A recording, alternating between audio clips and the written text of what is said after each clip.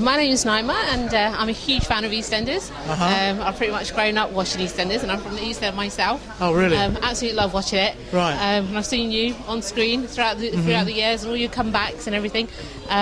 Do you miss it now? Not being on the... I guess I do, yeah. I got quite fond of it, but there's no point in mourning it in a way, because that's it, it's finished. But I just have good memories, really. Happy memories of 30 years, yeah. What's been the most enjoyable part of playing Nick Cotton on EastEnders? Oh gosh, there were many. I suppose from an acting point of view, the heroin addiction was pretty harrowing for me as an actor, but it gave me like something to really get my teeth into. On a comedy point of view, was stealing Christmas with Nick and his son Ashley stole the butcher's Christmas one time, like the Grinch. They stole a Christmas tree, all the Christmas presents, and Nick and Dot were living in a squat at the time, I think. So, yeah, that was quite amusing, because Nick actually gave Pat Butcher a present that was supposed to be one of Pat Butcher's presents to Dot, and I think it was some frilly underwear or something, and Dot opened it, I remember, and she goes, "Oh, Nick, I don't think this is really me." Wasn't it? So that's the closest Nick got to doing any Christmas shopping, I think. So you must have thoroughly enjoyed the role. I did, yeah. In fact, this very jacket here was used in the programme, yeah. All right. There was a time when Nick fell off the railway bridge, and they had a stuntman in, so they had two jackets, so I think I must have taken the stuntman's one as well. But I did actually I was up on the bridge, but it had wires holding me, so I kind of fell forward, only up to a point. Then it cut to a stuntman falling onto a huge balloon on the ground, where he kind of bounced off or fell into. So nobody got hurt, but I always thought probably Nick would have probably died from that fall, but he ended up in a wheelchair. Mark Fowler had put some drugs in his drink or something. Yeah, heroin addiction. Yes, yeah. That was pretty quite hard going, exhausting, because we wanted to get it right and show what it's like to come off heroin, really. So they got somebody in to tell me what it was all about. I'd known people who'd taken it, and I took it once myself, but it was a mistake, and I never liked it was in the powder form. It made me very sick, and I never liked needles, so I never got into all that, thank God. But I did have some knowledge of it. So then this guy came in, and he was a full-blown addict. So he gave me all the knowledge that I needed to know about withdrawal, which isn't pleasant at all. I wouldn't recommend it to anyone. Yeah. So it sounds like you learned a lot from the role. I did. Yeah. Also the public too.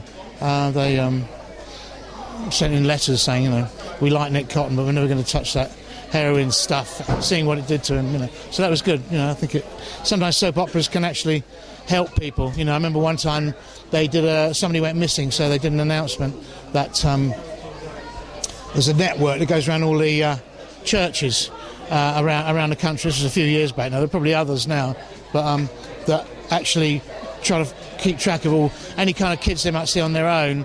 The pictures are sent to each parish, so people run away from home. Lots of people go missing. So that was something that they told the general public. If you have lost somebody or somebody's disappeared, contact your local church network, which is quite a good idea, I thought. Because it's an easy and simple way because most priests know about the community, don't they? I suppose it could work in any faith, really. If you want to say, whatever. Yeah. So it's a good idea. Yeah. Must have felt really good helping out in that way. Yeah, it was, yeah. So I didn't know about it, and so lets the public know.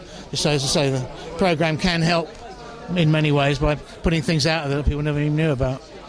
Okay, that's great. So I don't know if you had a chance, you sound like a busy man, I don't know if you had a chance to watch EastEnders lately and see Dot's storyline at the moment? Yeah, she's been kicked out of the laundrette. Shameful. What, are they going to turn it into a Kentucky Fried Chicken or something? I don't know. Really? I don't know.